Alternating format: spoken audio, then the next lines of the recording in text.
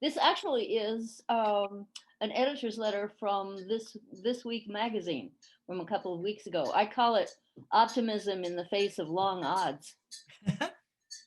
The presidential election 4 years ago was a Facebook free-for-all, a veritable festival of manipulation and disinformation with no fact-checking and no guardrails. Not only critics, but the social media companies themselves said never again.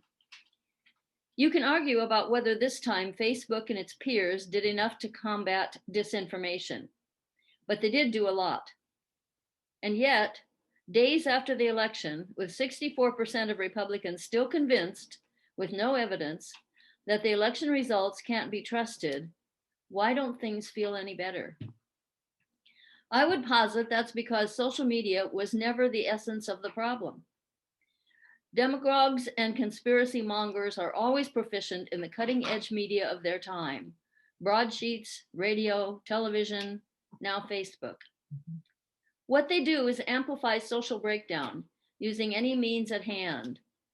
People turn to lies when they feel dislocated, isolated, and mistrustful, and those who seek power by corroding faith in institutions play on that, whatever the medium. What keeps democracy going are the norms created by shared facts. There were people who wished that we could restore these norms by fixing social media. We found that's not enough. But I remain optimistic. Reporting on business news over the years, I gained some familiarity with the stock market. Markets develop bubbles in which irrational ideas take hold. Those can last much longer than you'd expect. As one adage in finance has it, the market can stay irrational longer than you can stay solvent. In this election cycle, we've seen a bubble in destructive ideas. Who would have believed that the currency of QAnon would rise as high as it has? Invariably, though, bubbles do burst, often at the point at which things seem to reach a new plateau of insanity. I have a surprising amount of hope that we are at that kind of stage now, with a bubble in destructive ideas, cynically circulated, bursting, and that we have stayed solvent enough that we have the social capital to rebuild. Deon Strommer, who's our presenter today, will be presenting on the Alameda wildfires. Mr. Strommer is a funeral director and was the previous owner. He just told me he did sell his business to First Call Mortuary Services in Portland. He volunteers as a deputy commander of the Northwest Regional Response Team, which is a fatality that looks at fatalities in disaster, and is a member of the Federal Disaster Mortuary Operational Response Team with an acronym DMORT. Mr. Strommer is a veteran of numerous deployments to aid in victim recovery, identification, and mortuary service. He's worked in it. His work has taken him post Hurricane Katrina, and most recently to the COVID crisis in New York City. The Alameda wildfire tragedy was his first call out to an emergency in his home state here in Portland. Deon, it's our honor and our privilege to have you speak about your experiences today. I'd like to welcome Deon. Well, thank you very much. And well, I see the virtual clapping. Thank you.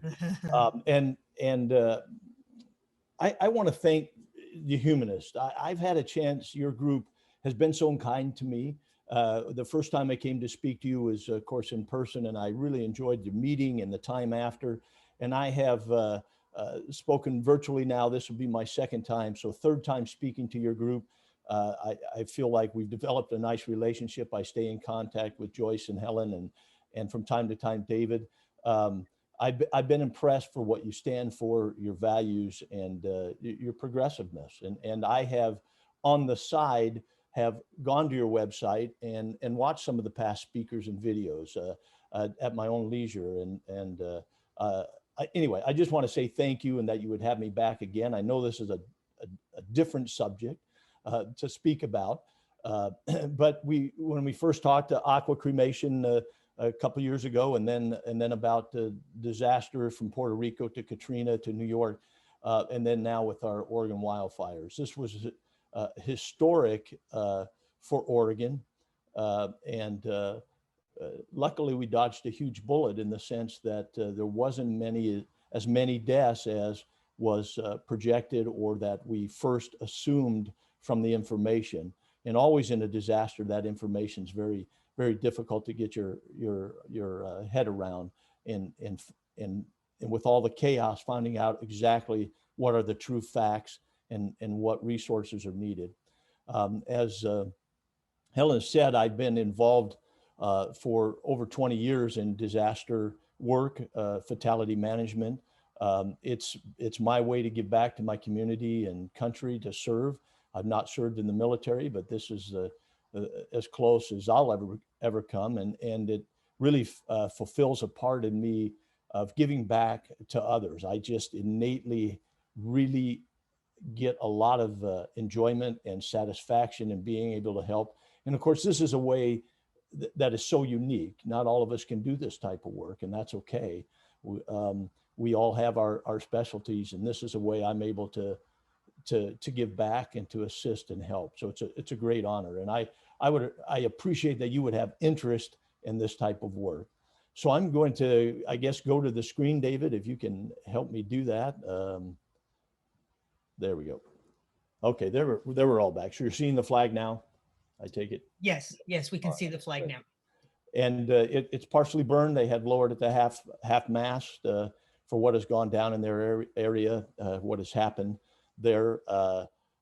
So I had gotten a call. I was traveling to actually a funeral to a cousin, and I had gotten a call early the morning of September 7th, which was a Tuesday.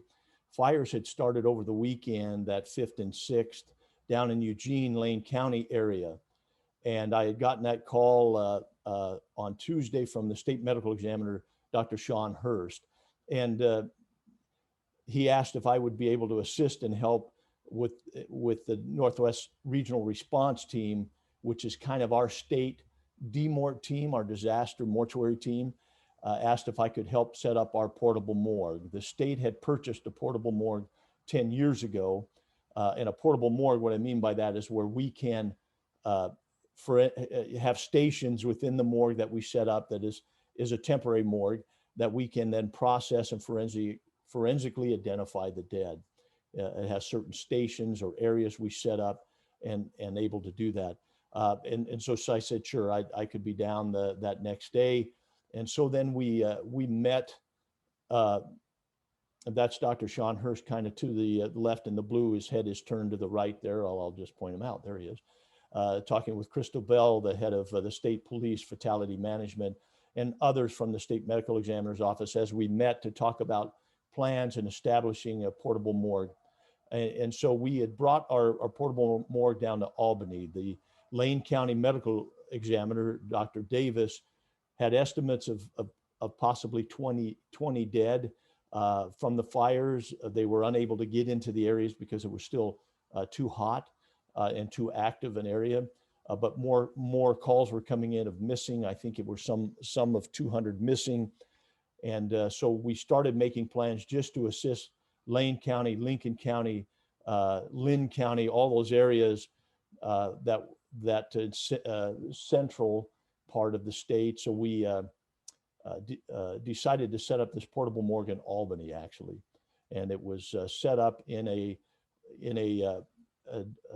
Department of Motor Vehicle or ODOT warehouse that they had where they parked vehicles. So this is us, our state anthropologist is training some of the National Guard that we use. And what I meant by those stations are these little sections you'll see, and this photo maybe does a little better. There's dental and there's fingerprinting.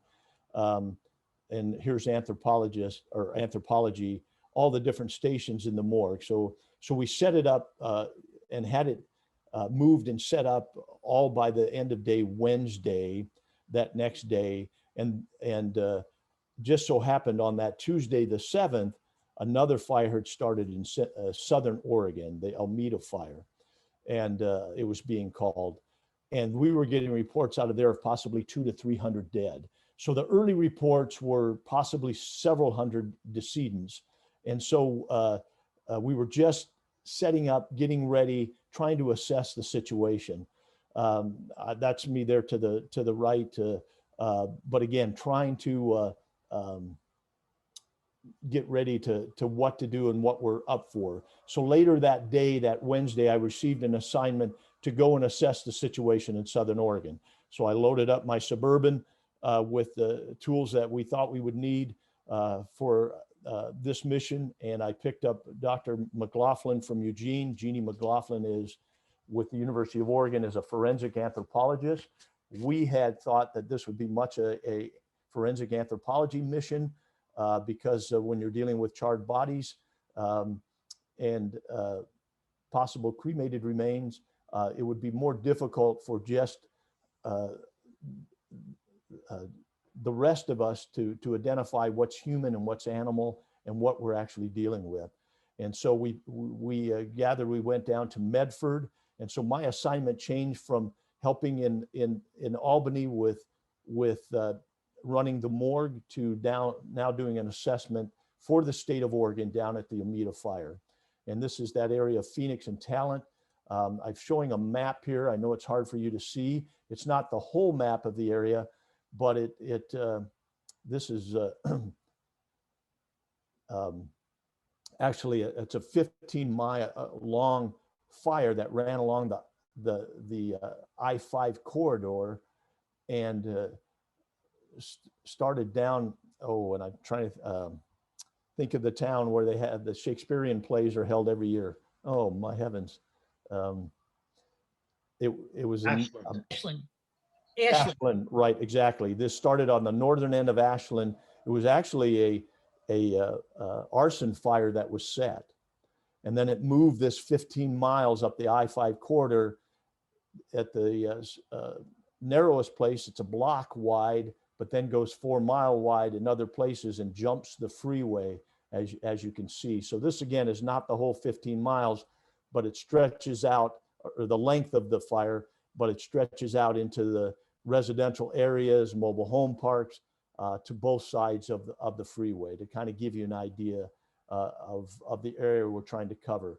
The conditions that day on that Tuesday, September 7th, was winds at 45, 50 miles an hour. And so the fire moved very quickly, and it jumped sometimes with the embers in the air. I heard it jumping a mile ahead, starting the fire there, while the rest of the fire caught up to where it had begun or where it had jumped to. So it was very quick. As I talked to survivors of the fire, and we'll talk a little bit more detail of some of their stories, but I heard as short as 5-minute warning to get out to 20 minutes.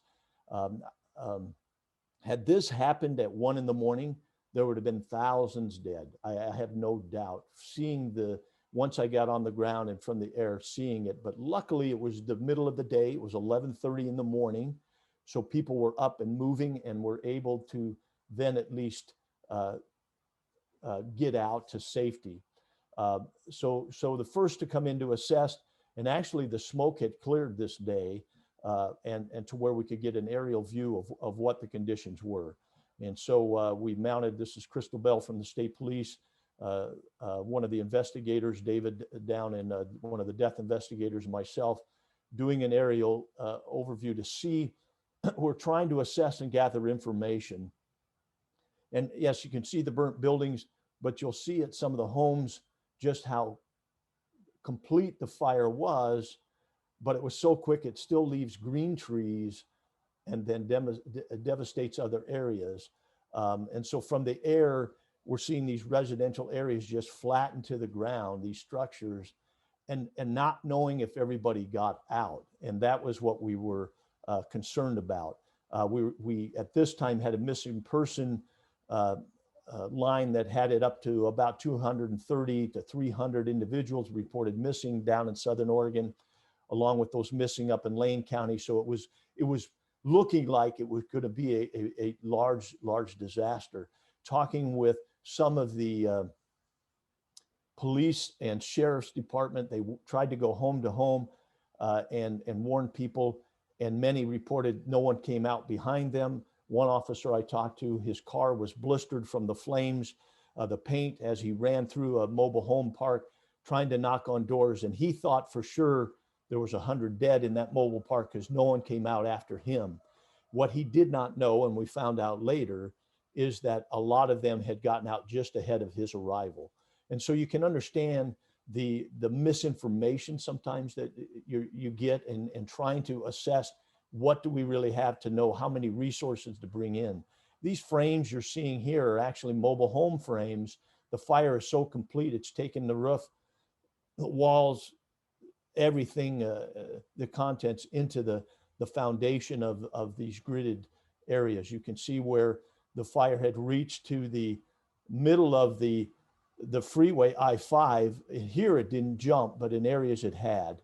But again, it's moving up the freeway, the greenway, so quickly that the devastation was just so complete. So it was a hot fire, a fast fire, and it was really kind of a nuclear winter. So once we landed and got back from our aerial assessment, I personally thought that they had underestimated the fatalities from what I saw. So the next was to get boots on the ground. Let's go in and assess the damages. And I said, to me, it looked like a nuclear winter. I did not color these pictures or do anything. What you're seeing is just the smoke that's still in the air, very hard on your throat. Of course, we're in N95s and respirators to try to help with that. And during a COVID, it kept making me wonder with the heart, the difficulty breathing, you know, am I coming down with COVID? I mean, it was just one of those thoughts you had while you were out there. You assumed it was the smoke. But once again, getting on the ground, taking a look at just how devastated everything was, how quick it was, and the information, we just did not know how many people got out. The sheriffs, the police department, the authorities gathered everyone in, all the resources from their accountant to people to their HR people to put them on staff, trying to account for the citizens of that area of Talent and Phoenix, and of course, Southern Medford. And again, that count on the missing was going up.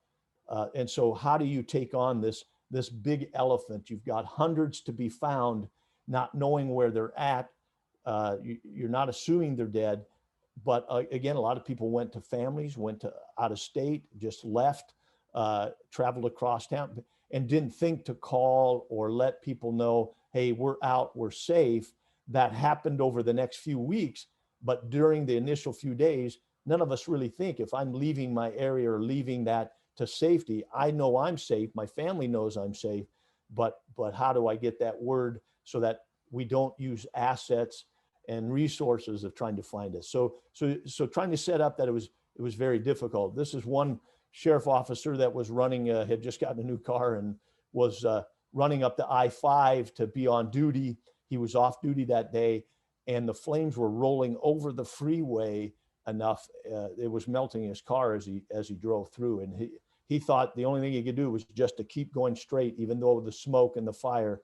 He just kept looking for the yellow dotted line or the white dotted line and move forward. This is another vehicle. I talked to this individual to get out of their complex, just barely got out. Their home began on fire. They hopped in, threw a few things in the car, started out their neighborhood, but the heat, as you can see, was so intense. So it was a very quick fire. You'll see this metal down around the wheels, this aluminum that is just melting from the heat. My guess, because I run crematories, is that temperature had to be about 2,100, 2,300 degrees to melt these metal mobile homes, the roofs on metal homes, these tires. I don't know what all metals melt at, but I know it was very complete. This is just some of the damage that occurs. Showing the mobile homes down close, it was just so complete that it just turned everything to ashes. Each of the mobile homes was like a mini crematory. The fine ash and powder any domestic animals. If there were humans here, very difficult to find.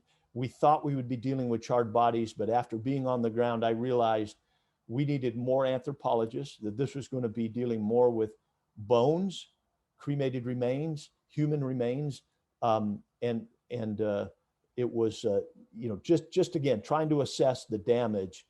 And I wanted to, I'm showing you so many of the mobile homes, because there's 30 mobile home parks that this went through. So it had, mobile home parks had from 80 to 300 to 400 mobile home in these parks, but there was 30 of them to try to go through. And we used these mobile home metal frames as a gridding area. So as we went through to rake through and look, we could rake out and go through one section, go to the next. So it saved us from having to lay tape out and grid the areas we went through. So a plan had to be developed, and that's what we were doing with this assessment, is trying to develop a plan. How do we attack this problem? And with so many missing, what's the best way of using of our resources? So there's over 8,000 structures destroyed, over 6,000 homes. How do you get to each one, or how do you attack the problem? So what we decided to do then was to go to the addresses of the missing and start there. We'd have to search their home completely until we could find out. And so the committee, or those volunteers, were working very hard to try to locate, to save us resources and time. So I'm just kind of showing you some of the devastation. Sometimes if the full roof of the mobile home, the metal roof didn't get completely burned or destroyed, it would cover and just act like an oven in there as it came down and continued to burn. And that's what we then brought in excavators then to help us remove those metal tops, so we could go through and start looking through the homes. Again, just to continue devastation, trying to get you an idea of what goes on in trying to locate individuals, and then also what is the assessment. Because I am getting calls not only from the state, but also the federal disaster. Do we need to bring federal assets in to assist? Because Oregon will be overwhelmed with over 100 deaths, the medical examiner's office. Then we'll need to bring in federal resources. This kind of shows just how fast the fire was. Would consume one tree, but leave a half of another as it zoomed by. Just kind of interesting what the fire damage did. I came through an area near they call it their greenway down there in Midford that runs along a creek there. It was overgrown with blackberry bushes. And so I was coming and doing an assessment and walk through this area that now is opened up and clear. A lot of homeless camps were along the greenway, and they had allowed that to go on because of the COVID. You know, so often they move a homeless camp along, but with the COVID, that had grown to about 200 or 300 individuals. We were concerned that they didn't have a lot of warning. And actually it ended up, we only had one homeless that did die on the greenway. The rest were able to jump in the creek.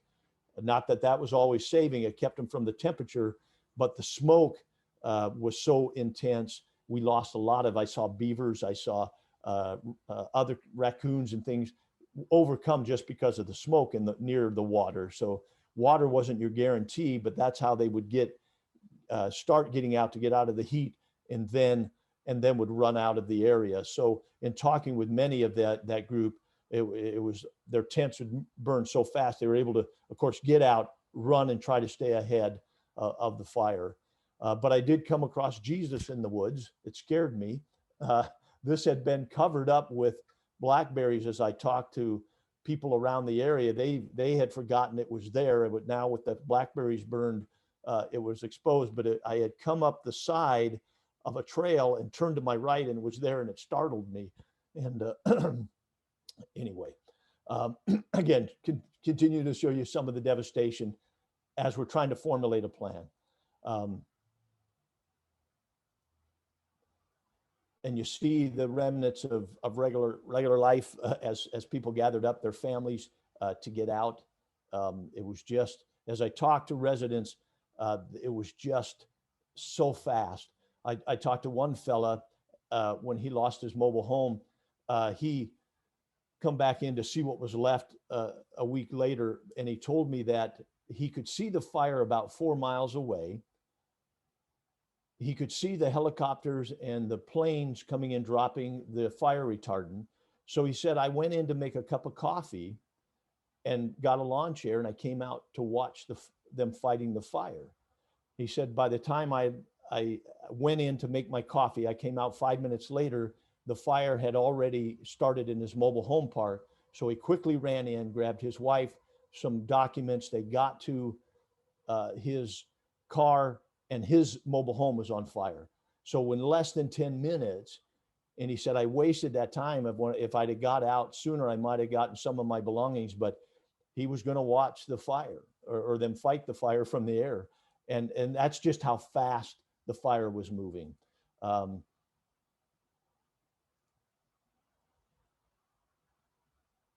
Just kind of give you some ideas of neighborhoods and mobile home parks. So we came up with a plan. This is the medical examiner team from Jackson County Sheriff's Office. I have to say about Jackson County, one of their goals is to be one of the best sheriff's departments in the state of Oregon. I think they've got it. I was so impressed with their staff, their organization, how they attacked this problem, how well organized they were. There was no infighting between agencies, Medford Police, Central Point Police, Talent Police, and the sheriff's office. Everybody works so well together. That is not always what you see on a disaster. You often have egos that rise to the top, and then inner fighting. And so these were some of the early anthropologists we brought in. I had introduced you earlier to Dr. McLaughlin, but there's Sue Williams from California. She was assigned with DMORT. So then I failed to mention, after we had met and did our assessments, we felt like we were at least going to be into the hundreds of possible deaths, so that it became then, I went from a state agency being called up with the Northwest Response Team to then being called up with my federal agency, DMORT, and it became a federal mission. And so this young gal, Alex, is an anthropologist undergrad from the University of Oregon that volunteered her time to come up to help us. And this fellow's from Salem with the State Police Office, part of our federal team. So then it was about getting to work. This was I think a classic photo as we attacked it with some 80 people to come in and try to find these missing folks, to understand how many fatalities we truly had or did have, and to try to organize going through 6,000 homes to try to find out. And it was laborious. It took time, it took resources, and it was raking through what to do. So the anthropologists were very important to us and were in high demand. And as we went along, we assigned an anthropologist to each search team because of the difficulty raking through, deciding what was what. Was this animal? Was it human? Was it melted plastic? Was it melted glass? And yes, there was glass that melted to look like actual bone. I had a glass piece I saved that looked like a pelvis. And so it was really hard to tell for those that are unschooled with seeing that. So we gave our best training to the people we could of what they were looking for. Excavators were very important. This fella here, we put a quarter on this deck of this flatbed, and he could pick off that quarter with his excavator. He was that good. It was impressive to see these professionals that volunteered their time to come and help, and were just so good at their jobs. It takes all those disciplines coming together to make it work. So here he is removing the top of a mobile home that we've got to report that this person is unaccounted for. We need to go through their home to see if they made it out. And again, just more excavators. I'm going to point out at the bottom here, as we had signs as we went through. First of all the addresses are burnt off. We had to use maps, GPS coordinates. We know this is space 61. This is the starting of the word, this person is found safe. And so it's marking these neighborhoods, where we're at, which lot is which, what home address is which. It's quite a task. We looked under every vehicle in case someone in a panic dove under a vehicle thinking they could be safer from the fire. We found mostly domestic animals. We never did find human remains under a vehicle, but each one had to be accounted for. So we went under those. And again, just the laborious process of raking through, looking for human remains. Again, this is one of the first days, again, to me, it's almost that nuclear winter as we're in respirators and we're trying to recover. This is a home where we did recover some remains. So we're screening through and then marking these areas that they've been checked so that we're not, again, duplicating our efforts. We finally, the anthropologists, we had to spray paint A's on the back of their Tyveks because we were always searching for an anthropologist. This is me and Dr. Jeannie. We had some cadaver dogs make a hit on this area, and then we're going through this trailer looking for those decedents. And here we are finding some human remains, the cremated remains, and I'll give you a little better picture and idea. But this painting, this printing tells us so much. I think my next slide's a better picture. We had gone through this one trailer. We were not able to find it. The person was continued to not be found. So we came in with cadaver dogs. This is telling me cadaver dogs. And then we did find. So the first time through, we made a mistake. We circled 0, but because we could not continue, this person was not accounted for. And then we brought in more resources. We did, and were able to account for them. So this basically says on September 20th, or on the 12th, September of September 2020, at this time, then the second search dog came through and we had the alert. And that's then when we went through and did more of a thorough going through with, actually, we brought in screens that we could screen through the rebel, and we were able then to find cremated remains or this person. Most of them, luckily to report, we were able to have this kind of result. Number 58, before we even had to go through the trailer, we didn't have to do any work there. That committee, that group that was working on finding people, were able to whittle it down, and this person was found and reported safe.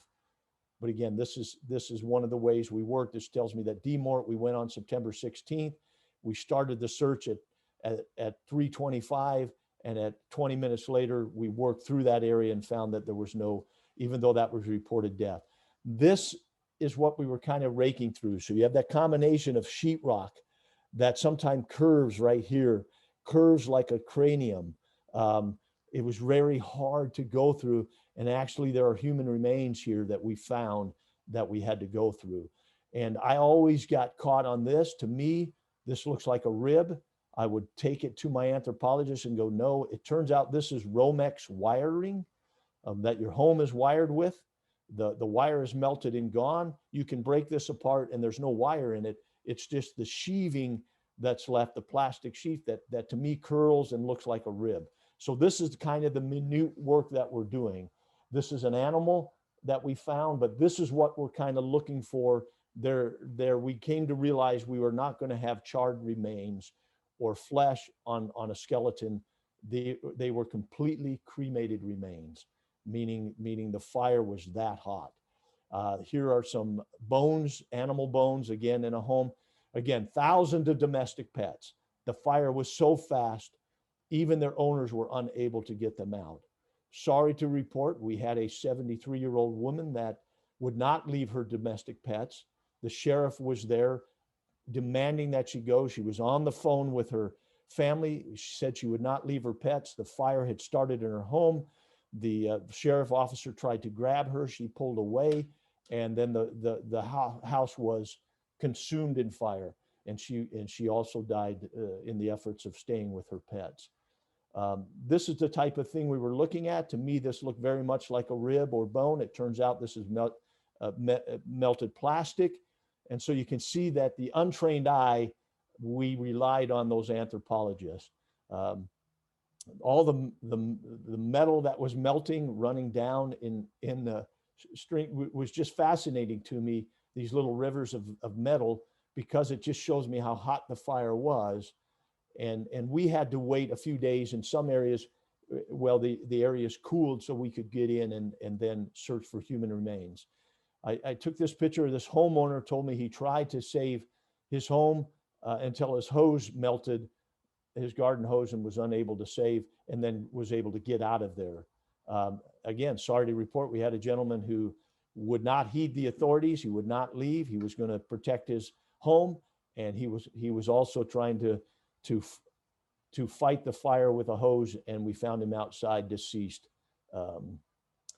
in his effort to save his home. This is the greenway I'm talking to earlier that the fire just rushed through. This was all overgrown with blackberries, and it just zoomed up this, leaving some trees green, some grass green, but I would have thought with the fire not so complete that it would have gone out, but it just roared up this greenway.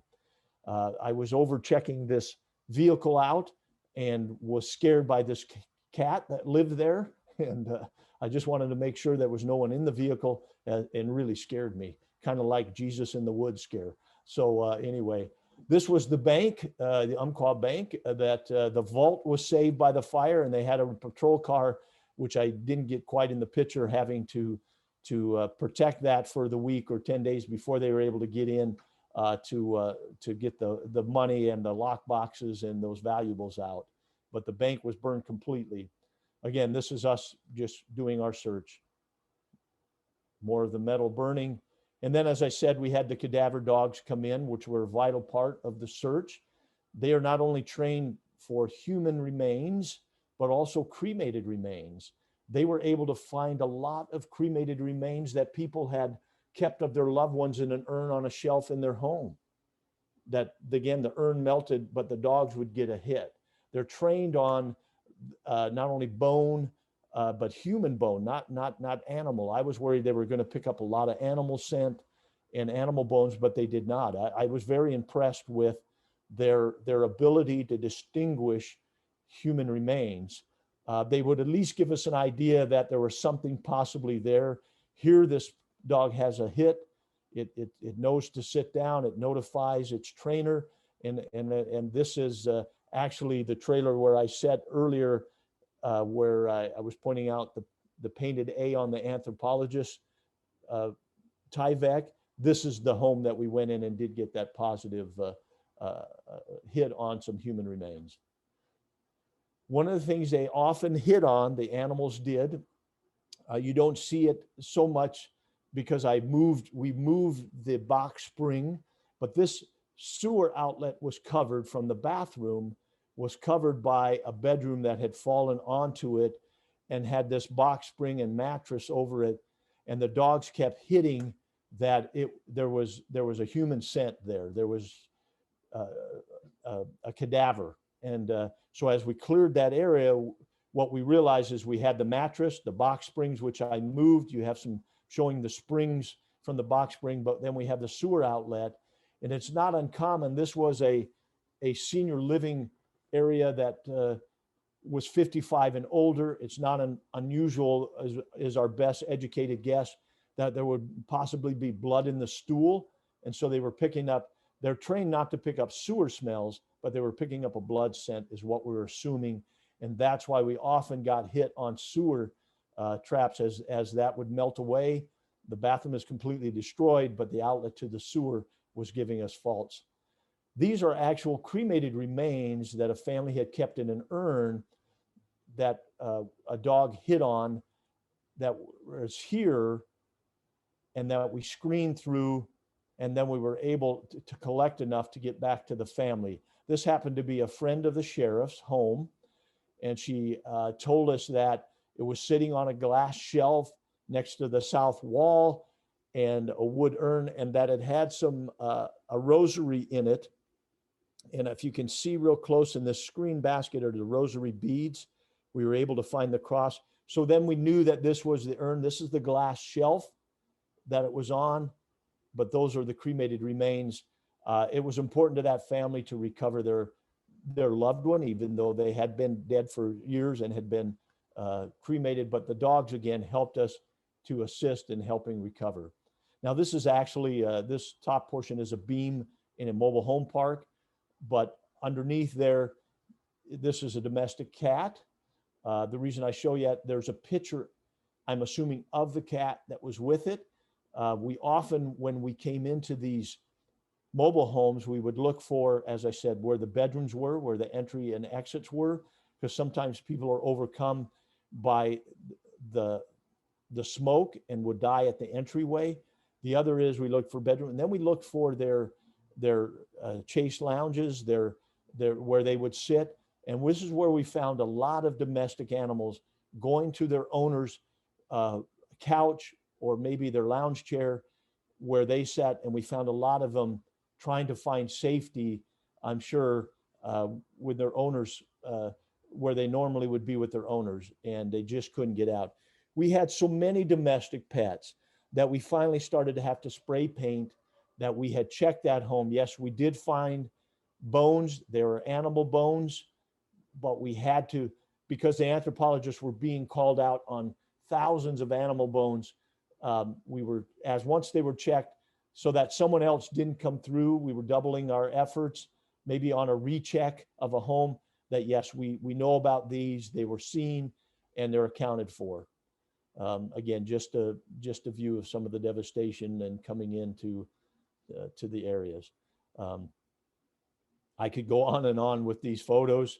We have a report here of a locked trailer that was in the part, and that now a week, 10 days later, a lot of odor of decomposition coming from this trailer. David here used to own a locksmith business before he became with the sheriff's department, a death investigator. So he was able to pick the lock. And again, we did find a domestic pet, a large domestic pet that was trapped in here, unable to of course escape. And we had a lot of those kind of reports as time went on of the smells that was coming.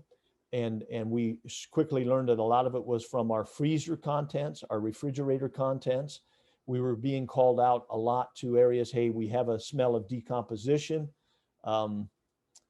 Please come and check it out. This is actually a 3-story apartment building, just how completely devastated, 3 stories. And this was, of course, a home for sale.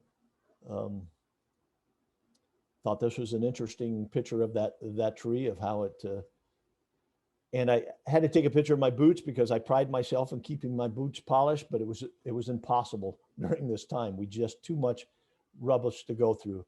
Here are some stick structure homes. These are actual in a residential area, just how complete it is. It's interesting in this home, the homes on the right and left of it, next door neighbors, worked fine. I mean, had some blistering to their siding and their paint, but this home was completely burned. The difference being they landscaped with bark dust, and the neighbors, you can see down in the corner here, had some green, and enough green to keep the fire from where, when it got into the wood chips, the bark dust, it just completely surrounded the home and then ignited. It was just kind of interesting to me, as I live out in a rural area, how important green spaces are. But again, a residential area where homes are saved, but then these 3 in this cul-de-sac are completely destroyed. So the fire being very complete. These were always unsettling to come on, these ceramic dowels. And I know lots of people have them because I went through and saw a lot of them. But they as you're raking through and you see this, it just makes you pause for a moment to go, wow, oh, okay, you adjusted. But this is what I was talking about. This is our refrigerator, our freezers that, again, week, 2 weeks, 3 weeks later, begin to give a decomposition smell that then, as residents are returning to their homes or to their neighborhoods, they're getting these unpleasant smells. This is one that I had down along a waterway. I could smell the decomposition, and I thought maybe someone had dived into the creek. So I went to check it out and found the source of the smell which was some rotting meat down along the riverbank. But at least I was able to calm myself that there wasn't someone still along the waterway. This egg, I forgot to take an after picture, was along the riverway, but actually was cooked. I cracked it open and it was cooked. This is, again, our anthropologists, some of our staff, as we're going through, using the frame as a gridding pattern. This is Sue Williams out of California that came up to assist, an anthropologist. This is Alexis Cat here, and a death investigator. Again, giving you the idea that it's very laborious. But then we had often many stories where people were accounted for. This home we came across, this fellow, it's been 2 weeks in, unable to locate him through our group efforts, through the state police, through searching databases any way we could, any reports, any cell phone dings. We were unable to find this gentleman. And so we went to his home to go through. And again, it takes often 10 individuals to comb through a trailer. But as I came across this, I saw these cans in his outbuilding, his metal shed. And that kind of gave me an idea. I wonder if this is not a food storage or a wheat storage of some kind. So I opened it up, and sure enough, it was some wheat storage. When I opened it, it smells like popcorn, burnt popcorn, actually. But that gave me an idea that it could be a part of a group that, in fact, the LDS faith, the Mormon faith, they often encourage their people to keep a year's supply of food and water. And in most homes, when we came across books like this, they were just turned to powder. We could see the structure of a book, but as soon as you touched it, it would just turn to powder. I was able to get about a palm size hand of this religious tract that talked about their Relief Society, which then told me this was an LDS family, so that I knew an LDS person in Medford. I called them and asked them if they could reach out to their clergy, their bishop, and they were able to, in 10 minutes, give me a call back that this gentleman had been accounted for, that they had known where he was. And that happened with many of the churches and organizations. They were able to account for their people. They had phone chains and prayer groups and other things, but they had accounted for them, where this saved us, 10 people an hour. So 10 hours were saved by these type of things. And so it was just kind of an interesting story to be able to quickly investigate and get it resolved. The fire being so complete, but yet in a week later, we start seeing some green coming out. I just thought that was interesting. This is an apartment complex I'm getting to in the next few, that the Borain planes, the fire retardant planes, were able to save the ones next to it, but it didn't save one. And we had a report of a family of 4 that was unaccounted for in this apartment. And so the planes came in and dumped right along the streetway here, and were able to save these apartments, but not this. And you can see how it hit the house. And again, it was right along the fire's path, but was still able to save it. And so then we had to grid, instead of using it, like I said, in the mobile home grids, we had to lay out grid tape and go through this home, because we were unable to account for the family of 4. And so we went through that area, and I'm going to show you some pictures coming up where we went through, and we completely went through this home. Happy to report we did not find the family. The family later, in about a week, was accounted for. They had driven to family down in California and didn't think to check with their apartment manager or anybody, neighbors. They were new to the area, to let them know, hey, we are safe. So this is some of the crew we work with, the National Guard, to assist us in transporting up our decedents we found up to the morgue in Albany. And it was a really good. So this is, again, some of the volunteers, but this is the apartment I was just showing you. This is us standing now on that clear pad where we had removed everything. And we were explaining to some HHS personnel that had come down for some training after what we did to grid and then move in the search. And then Chris here being one of the death investigators that we worked with. Again, Jeannie McLaughlin with the major and the captain from the F search, they call them, but they're an Air Force fatality management group that we work with and I train with yearly. They're the ones, Oregon Air National Guard are the ones we call upon if there's a disaster of any kind in Oregon to help us move human remains. they've been tasked with that job. So here we are near the end of the mission. The air has cleared. I can now see that Medford is surrounded with some mountains, which I didn't know for the first 2 weeks I was there because it was so smoky. But us kind of wrapping up our time there, and then Governor Brown coming down to thank us for our work. And I know it looks like I'm scolding her. I'm not. She asked me where I was from. I was pointing east to Eastern Oregon, Baker City. So this is more how we visited. But it was nice of the governor to come and thank all the volunteers and those that came down. She was there to award 2 of the sheriff's department who had actually physically got people out of their homes. One man in a panic could not get his door unlocked. The sheriff busted open the door and then carried him out over his shoulder. And then another fella, the other sheriff deputy that was being awarded by the governor, actually, the fellow was so upset, he actually had to physically hurt him to get his attention, and then carried him up over his shoulder and out of the home as it ignited on fire. So they were the true heroes. And being able to, again, come in and assist, luckily to report in all of Oregon with all those fires, all the homes and structures that were destroyed. And I know down south it was 8,000 structures, 6,000 homes, only 9 dead. And so we really did dodge a bullet. We were able to quickly downsize the mission to realize we didn't need all the assets, but we were ready to pull in the federal portable morgue out of Sacramento. It's the one on the West Coast. If needed, the state portable morgue, again, being set up, being ready. So a lot of lessons earned. I'd give us a B+, A- on our efforts. This was the first time Oregon had faced this possible crisis. And, for us in Portland, we got some of the smoke, I know, but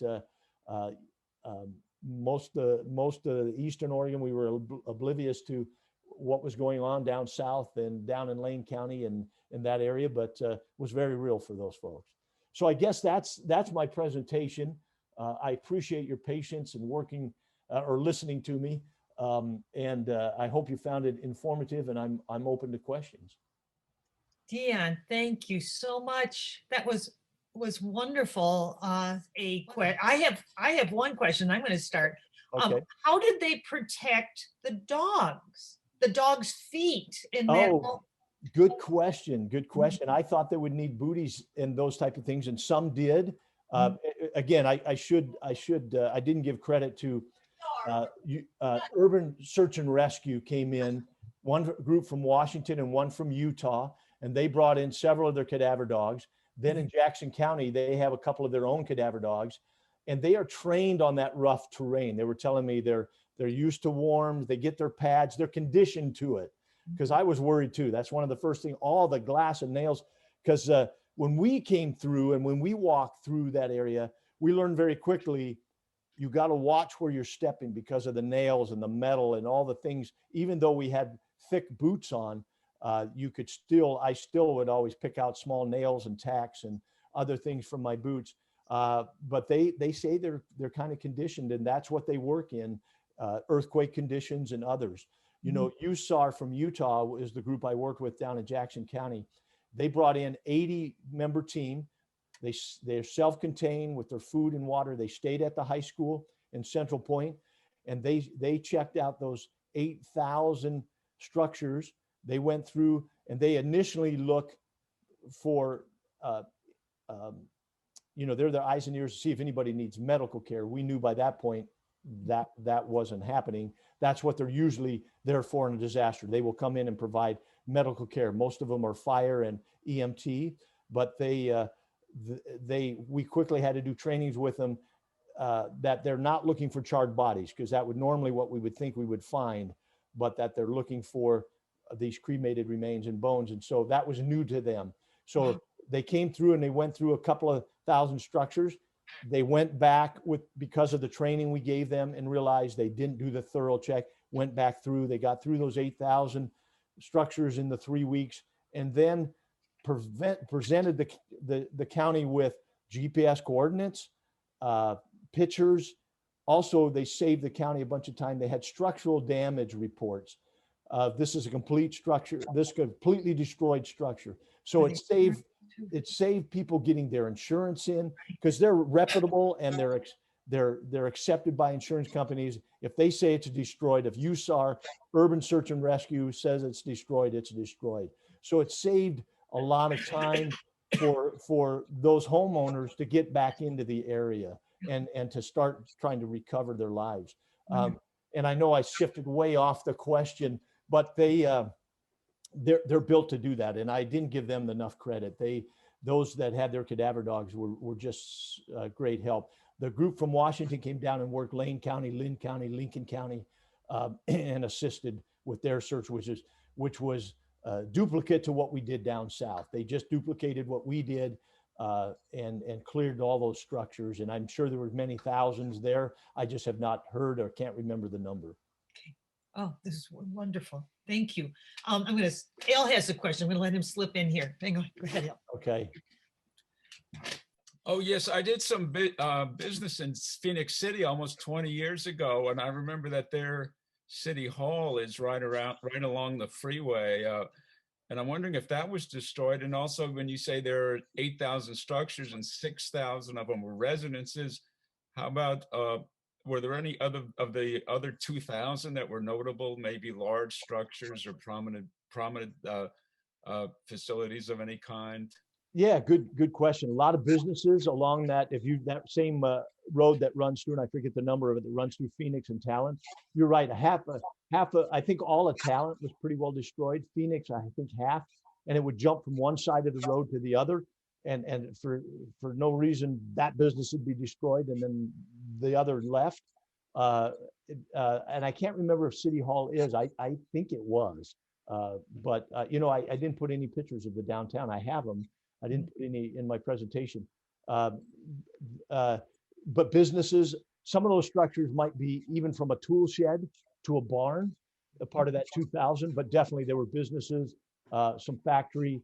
I know the Harley Davidson dealer, the Mercedes-Benz dealer, they were completely destroyed in their stock and their inventory.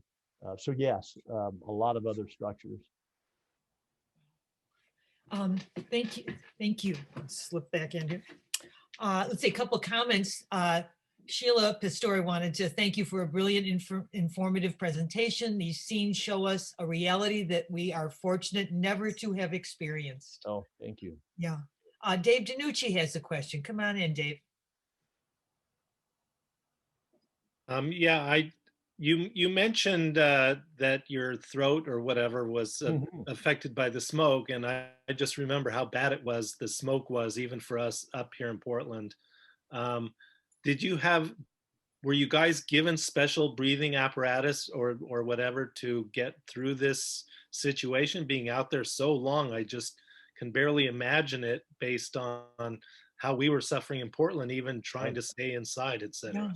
Yeah, great question, David. And yes, they did. They weren't the respirators that have an air tank or anything, but we went down with the N95s, and we quickly learned that they weren't going to work. The reason for the 95 is they're 95% effective. They get most things out, but they don't keep 100%. So they gave us 100% respirator, where it was still the filtered packs, but we could breathe through, and that really helped, because you felt such a heaviness on your chest. And that's some of the first things of COVID. Even for 2 weeks after, I had this heaviness on my chest, but I was taking my temperature twice a day. And I've got a fruit fly that's doing it.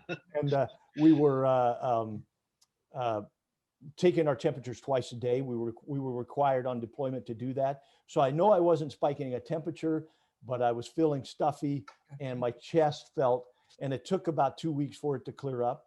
But to go on with your question, then when we left, the deployment was over, and then the state of Oregon provided, and the feds provided, testing for all the volunteers to get a blood metals test, so that way we could see what our lead levels, all the mercury, all the levels in our blood, so we would have a baseline. Because we know that now more people have died from 9/11. The recovery group, I think it's almost 4,000, those that assisted and helped, than that died because of the event. And that's a very real concern as volunteers and recoverers go in. And so we have this baseline. They've taken our blood test. We've done some air testing, so our capacity of our lungs. So again, we know that over time, as that diminishes, if we become disabled or have a problem with it, we can maybe at least point to possibly this event. And I think them being proactive, the state and the feds, very important, because you want people to volunteer and come out, but it is our health concern. We don't want to be the canaries in the coal mine, but they need to provide, and they did. They quickly it took a few days to get the respirators to us. I now have one in my Go pack. I never had thought about that. That's one of those lessons learned. I now keep it with me. I always have been comfortable with an N95. It's protected me on all my other deployments. But after wearing the N95 for the first day, I would have rings of soot around my nose, around my mouth.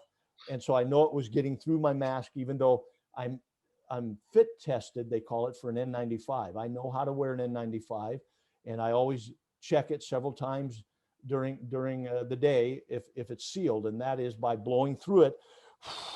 You don't feel any air coming around anywhere around your cheeks or nose or eyes. You want to blow that through, and so I know the air has gone through the mask and not around. And so that fit testing just helps you to know how to wear it, where they put a hood over your head, and they you put a mask on, put the hood over your head, and then spray in a very nasty tasting bitter. You'll never want it to have your mask not seal, but they make you jump around and talk and move so you know how to wear a mask. So it's good to get fit tested, but if you've not been fit tested, the proper wear of a N95 is just how I showed you. Blow through it and don't feel any of the seal. So anyway, I know I went on a little bit, but yes, but it took a couple weeks for that heaviness. I talked to my doctor about it. He said, yeah, with the soot and everything, but you should naturally be able to move some of that along. So Thank you. Deon, let's see. Joyce has a question. Do those mobile homes homes actually get rebuilt? How long does it take before a burn site can be rebuilt? Oh, good question. Good question. And we learned from what happened down in Paradise, California. It was interesting. Just the week before, so Paradise, California fire happened 2 years before. Luckily we had one sheriff's department member who had gone down to assist down in the Paradise fire. And he brought back some great information to our meetings of you're going to need anthropologists. You're going to need a lot of anthropologists. You're going to want to shuffle your feet when you walk in an area. You can't just take big steps because you don't know what's under it. Those little minute, that information really helped.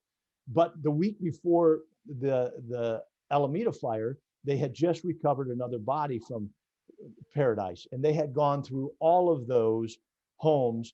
There was 18 people still reported missing from Paradise fire, and this is one of them that was found. Now there was one fella down in Paradise who was reported missing, who was wanted for homicide, and so he's not wanting to report that if he is alive. So he might be dead, he might be alive, but he's not. And out of the Almeda fire, we were able to work that from 300 missing down to about a steady 30 missing to 7 missing. And everybody, I believe, was accounted for, even the homeless. And we were able to identify the homeless gentleman that died from a friend that he had met in town that said, hey, this is his name, this is what we're missing.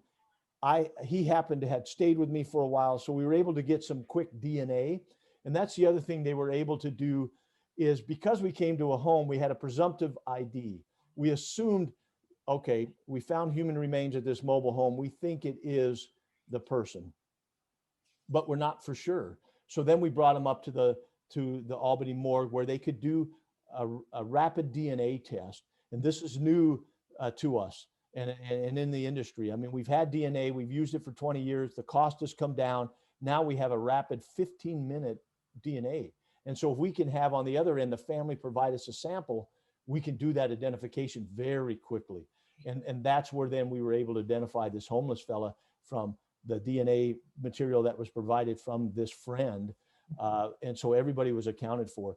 You know, another story, we had a real sad, as I said, the woman that stayed to protect her cats. I wanted to share this woman's story, and I had forgotten, is because those are tough decisions. There was a woman, she was in her 70s, she was 72, taking care of her 94-year-old aunt who was wheelchair bound in one of those mobile homes. She could not get her out. And the aunt said, you have to leave me. And oh, that woman, I met with her later, excuse me, was so tore up, as you can understand. She made a tough decision. Her aunt said she had to go. And the only piece is that we could give her was that we had found her aunt and that we could recover her and do the best we could.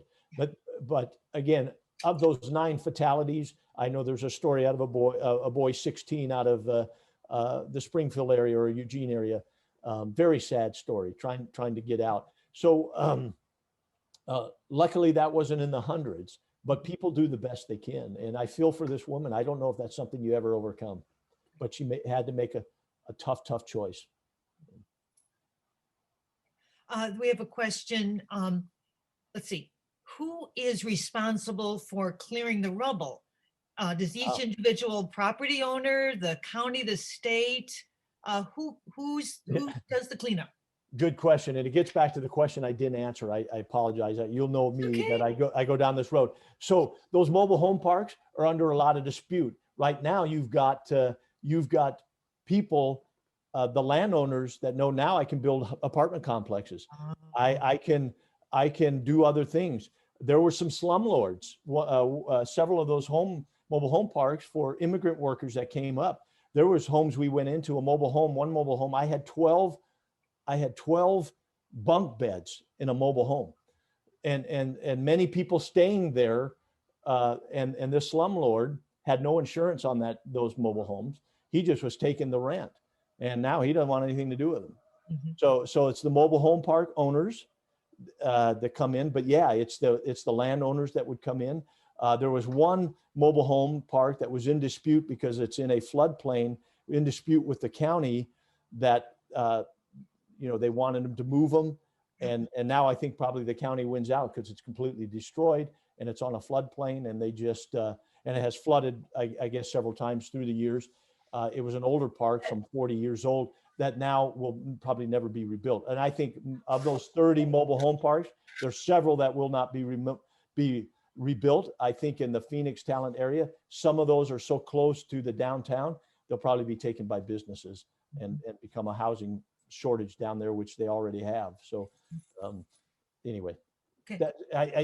So I don't know. I got back to the second question. Who does it? Yeah, it's up to the landowners. If it's state property, they'll come in, or if it's, a lot of the public parks, that greenway will have to be cleaned up by the county and state. And I guess they'll wrestle with that. It just, you expected hundreds, and you even mentioned that if it had been in the middle of the night, you expect thousands of people would have died with this fire. How did the word get out? I mean, how did people get the word to get out? Good questions. And I have to give credit to Jackson County, their sheriff's department, because this was in dispute, and they were there. It could have been a political hot potato for them down there. They decided not to hit their emergency notification where it notifies all the towns, Medford, because Medford hadn't been affected by the fire. It was northern, is the Shakespeare town, I'm forgetting. Ashland, Talent, Phoenix, and all the little towns on the way up to Medford. So they made a tough decision, and I think it turned out to be the right decision. They did not hit their emergency notification. The reason for it is they wanted to leave the roads open so those from Talent and Phoenix could get out. What they didn't want is to set a general panic. Now people get out of Medford heading south to get, to go to family. They wanted to keep the roadways clear. So what they did is the first decision was not to notify that way, that they sent and called in staff, called in everybody to be on, like I said, even the human resource people were in cars going to different neighborhoods, alerting, sirens, getting people's attention. Again, being in the middle of the day, a lot of people could see, but again, just like the gentleman that could see it but didn't believe it, he was going to get his lawn chair and watch it. It was moving so fast. And so they cleared also the roadways blockaded. So they had 1 lane in and 3 lanes out. They just mostly people out. And then they kept it that way after the fire to keep the public out, again, for looting. And sorry to say that was a problem. Those areas that were devastated, there was nothing to loot, but the neighborhoods near it or the homes near it, they knew the residents were gone. And so it was free for all for looting. And that's why we brought in the National Guard also to have roadblocks and to keep things. There was only a couple of instances that I was aware of, but I knew up in Eugene and that area, there was a lot more of those homes up in the mountains, Detroit, that area that weren't devastated. They were easy picking because they knew the families were gone. So in fact, I knew of a family returned to the Detroit area and their home was robbed. Their home was saved, but the home was robbed. And so, yeah, they did a good job of warning it. And then as the word passed and cell phones, of course, the towers became overwhelmed, but people calling and the managers of the mobile home parks did a great job of checking off who was leaving. That wasn't for every case, but several of them could give us a list. Yep, Mr. Smith left, Mrs. Jones left.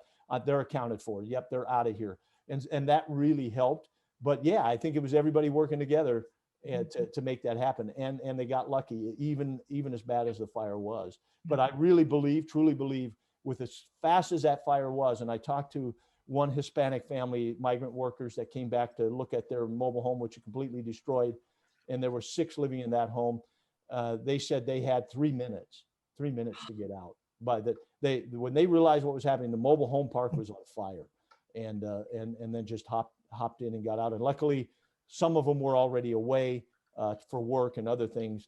But yeah, it was very quick, and that's why I truly believe at night, 1 a.m. there wouldn't have been the warning. They're just, even if they had sounded the emergency warnings, yeah, cell phones go off, sirens go off, but I don't know. I just don't think it would have happened. Mm-hmm. Del has a question. Come on in, Del. Do they know who you said that it was started by somebody. Do they know who did it? Yes, and they had him in about 3 days later. They had him in. There was eyewitness to it, was able to identify him, and they have him in custody. They had him in custody like day 3. So he'll be charged with 4 homicides. Yeah. Now, and are you willing to do another presentation to different other groups? Oh yeah, Okay. Yeah. All right. Thank you. Okay. Yeah. Can I make a comment? Of course. I just wanted to let everyone know that the 16-year-old boy that died with his grandmother, he was the great grandchild of the creator of Enchanted Forest. Oh. And that family has been hurt hard because of the pandemic. Enchanted Forest has lost a lot of money. Yeah. And my son is the videographer for the Irish band that performs there, and they have a GoFundMe page. Oh. They're asking for donations to keep Enchanted Forest going. I mean, we just have a lifetime of memories from Enchanted Forest, and well, thank you. if anyone else Thank you. is interested in helping that way, that would be nice. And it's a GoFundMe Enchanted Forest. Is that Yeah. right? Okay. Yeah. Oh, our family too. And that was a favorite place when Katie was little to go. Yeah. That was quite a young man that died to not leave his grandma's. It was such a terrible time for us. We're living. What a year this has been. Just that we've lived through that, and it just was one of many things. But thank you, Deon, so much. Well, thanks for having me. Yeah. We let's see, our president, Wayne, are you here? Yes, I am. Oh, could you do your presentation? Yes, I can. Yeah. Hi, we'd like to thank you for being here today. And we'd like to present you with an HGP mug. Well, thank you. My wife told me I get a matching one for her, so she can get one, because you sent me one that last time. So she was saying, do I finally get a cup? Yeah. Yes, she does. So I'm glad we'll be sending this out to you. And I really appreciate you being here today.